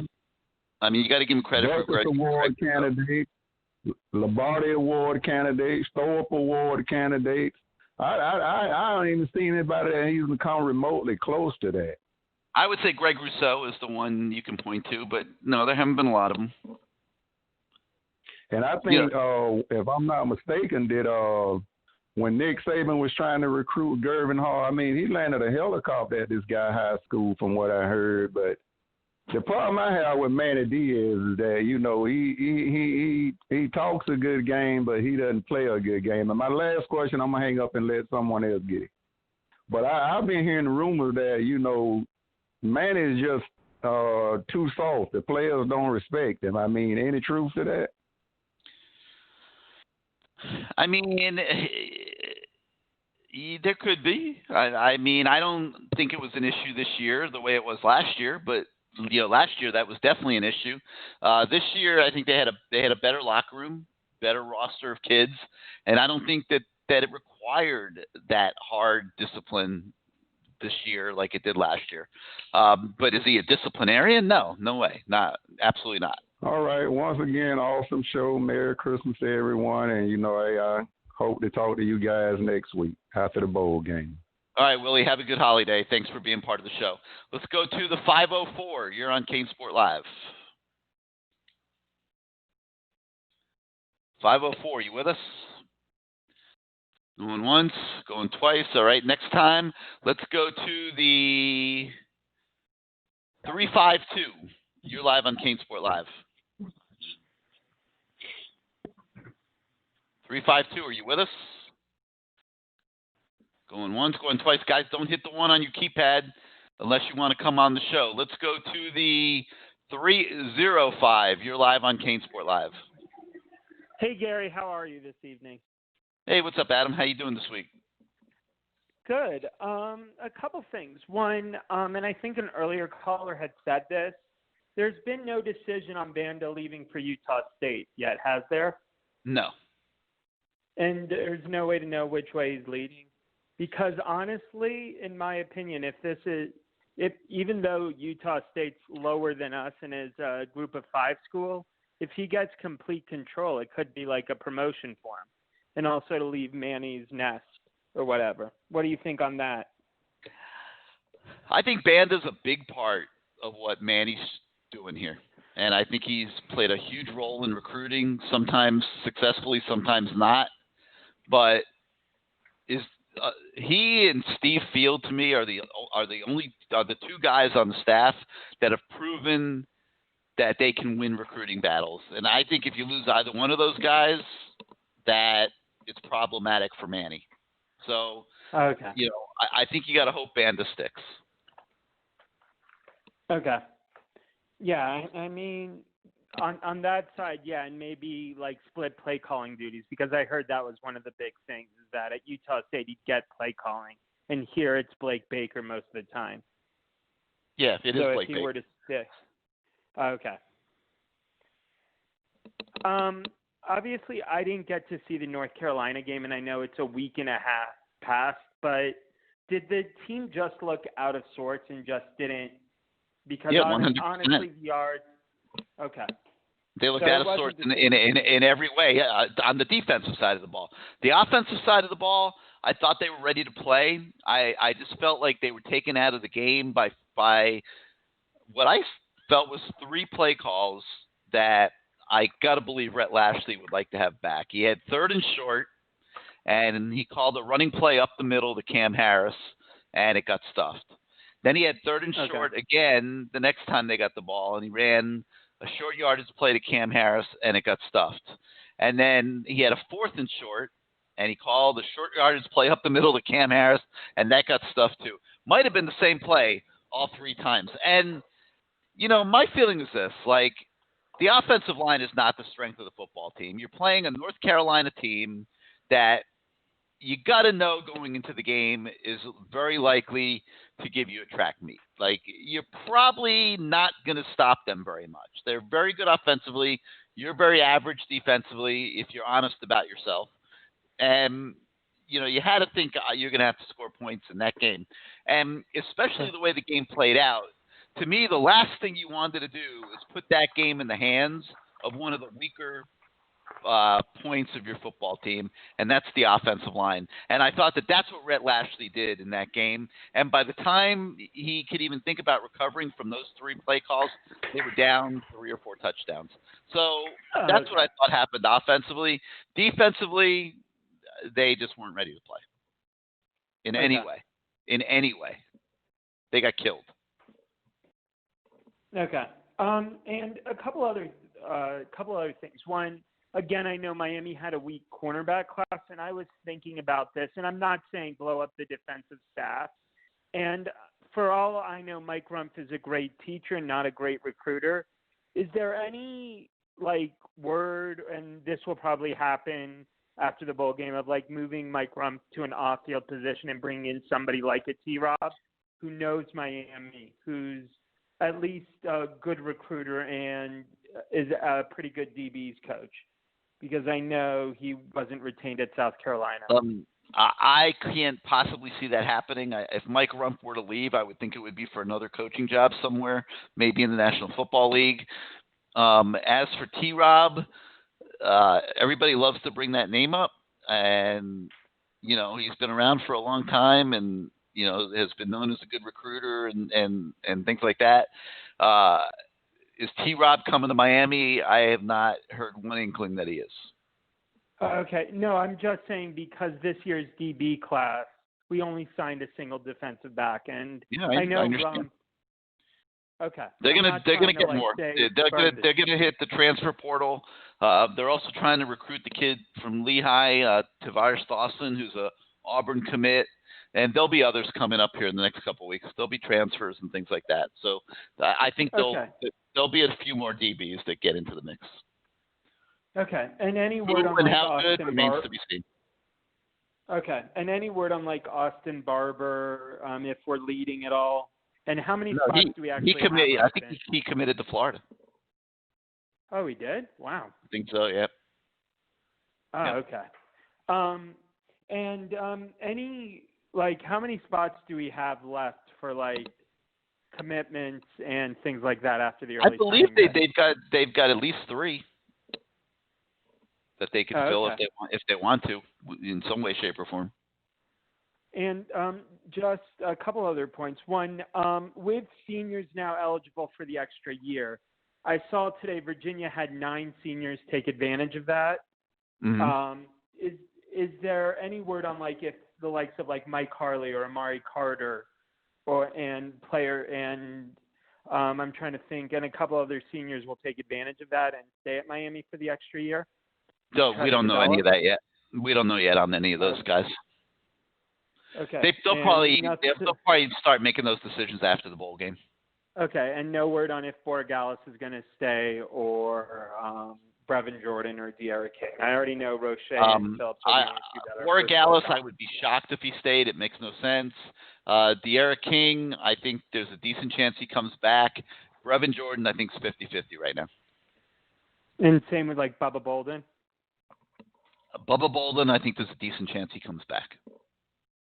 Okay, and the last one is Cam Harris. We'll see. I don't know. I mean, he doesn't seem happy with his situation. It wouldn't shock me if he went into the portal. Oh, okay. And then last thing, what about this kid out of Columbus, Julian? I can't even pronounce his last name. I know Armada, he's yeah. friends with Ryan. Yeah, he's a 5-star offensive lineman, without question, one of the biggest keys to next year's recruiting class. Got to get that kid. So Miami's in the thick of things. He hasn't eliminated us or anything. No, I think they're in it. Okay. Well, thanks again for taking my call, Gary. Have a happy holidays. All right, Adam. All right, 563-999-3550. Hit 1 on your keypad if you want to come on the show. Let me go into these topics that were presented on the message boards at CaneSport.com now. When will we hear about whether De'Ara King is returning or not? After the bowl game, I would think. I'm not expecting him to say anything before the bowl game. Would it be best for the program to have King play or declare for the NFL prior to the game? I think it's pretty obvious that he is going to play in the bowl game. And if that's the case, and he wants to do that, I think you got to let him go because, like I said earlier in the show, this is a big game for Miami, and winning is way more important right now than trying to see what Tyler Van Dyke has. Had the Canes beaten North Carolina, I might have a different opinion on that, being that it's not, it's a semi-meaningless game, so to speak. But the way Miami lost to North Carolina, I think this is a big game for the Canes without question. What's the latest on Banda and Utah State? Last we heard on that, he's weighing it 50-50, could go either way. Why can't we win any recruiting battles for cornerbacks? And, that's a tricky question. Everybody wants to blame Mike Rumph, and I get it. Like, Mike Rumph has not established himself as a great recruiter, no doubt about it. I also think there's a little that it's just kind of coincidental that those top cornerbacks happen to be the kids that are looking to go play in the SEC and stuff. I'm not sure that Mike Rumph is horrible as he's made out to be and maybe looks to be because of those losses. But, I mean, there's a lot of cornerbacks in the state of Florida. I mean, it's a skill position. Florida's known for skill positions. Miami should be doing better at that position in recruiting. I mean, there's no doubt about it. So the concern is legitimate. I'm just not personally I don't have the same conviction that a lot of you guys have that Mike Rumph's horrible. I just think that he's taking on some tough recruiting battles the last few years, and those kids and their families just had different agendas, and he's made to look bad because he's not winning them. Jason Marshall this year from Miami Palmetto, he wanted to go play in the SEC. He wanted to go play at Florida. It had nothing to do with Mike Rumph. Mike Rumph wasn't recruiting the Palmetto kids. Banda was. He just had a different agenda and happened to be a cornerback. So it looks that way. Why should fans expect a rebound in the bowl game? Well, I mean, I think you got to hope that the team wants to redeem itself for the way it looked in the last game, and that they're going to be invested in that game. And what should you expect? You should expect a freaking balls to the wall performance by the Canes, in my opinion. I mean, you're going to go through everything they went through this year with the coronavirus and everything, and go out the way they went out against North Carolina. I hope not. I know that's what I'm expecting. I'm expecting a inspired, motivated performance against Oklahoma State, and I'm not sure I'm expecting that from Oklahoma State. And when you put the two together, the Canes better win that game. It's almost like a home game up there in Orlando. So this is a big game for the program. I don't think you want to be staring down 3 losses in a row after you went 6-7 last year. That wouldn't be a good look for Manny. So this is a big moment in my opinion, and a good victory would give them a little momentum going into 2022 recruiting. Let's see. Stop with the 8-2. Any person that gives a crap about this will see that we beat one team with a winning record. 8-2 is a complete window dressing that, of course, Blake and his crew will not see through. Okay, well, that might be true. I mean, we didn't play very many good teams. Yes, the 2 good teams we played beat us handily. It was ugly. No argument. But you can only play what's on your schedule. And, the teams we played this year weren't distinctly different than the teams we played last year when we went 6-7. So, 8-2 is way better than 6-7. So I think you got to be pretty happy with that. All right, let's go out to the 386. You're live on CaneSport Live. How you doing tonight? 386, you with us? Oh wait, I already did that one. I'm sorry. Let's see. Let's go to the 239. You're live on CaneSport Live. Hello? Yes, sir. That's you. Who's this? Gary.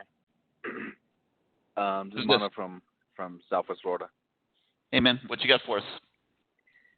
So I've been listening to a lot of the callers for the past few weeks, and I just felt like I wanted to give my 2 cents in. I don't have much to say, but we keep saying, or we keep giving credit to the early success that Manny Diaz had at Miami, to the fact that the players, when he first got there, were the outgoing recruited players. And I don't know if, obviously there's no way to look at this or to verify what I'm saying is true, because it's not like we can just put it in the vacuum. But my perspective, when I look at the early success, I tie it into when you look at those defenses, we led the nation in tackles for loss.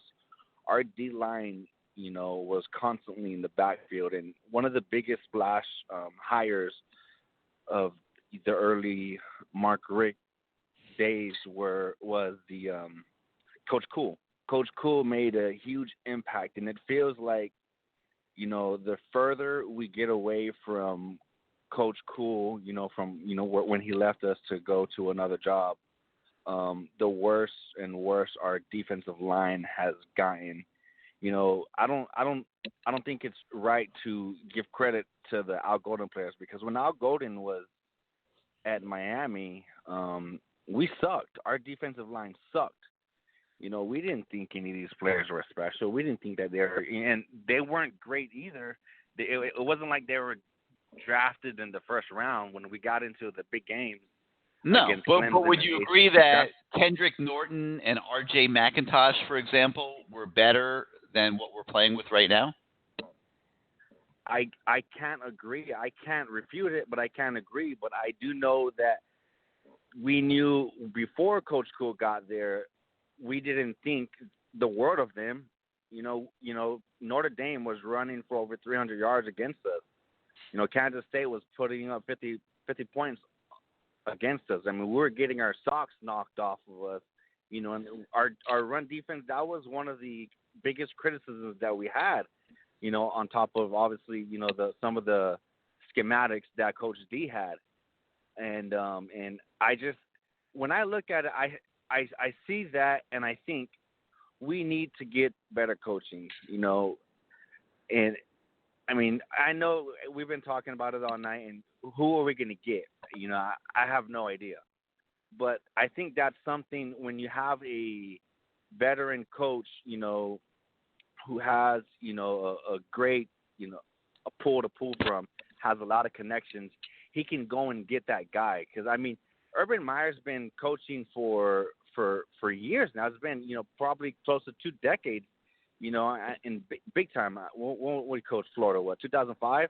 We're now in 2020, and he keeps pulling these great coaches, and he hasn't been coaching in a few years, but, I mean, he was still, when he was at Ohio State, pulling these great coaches, out of nowhere.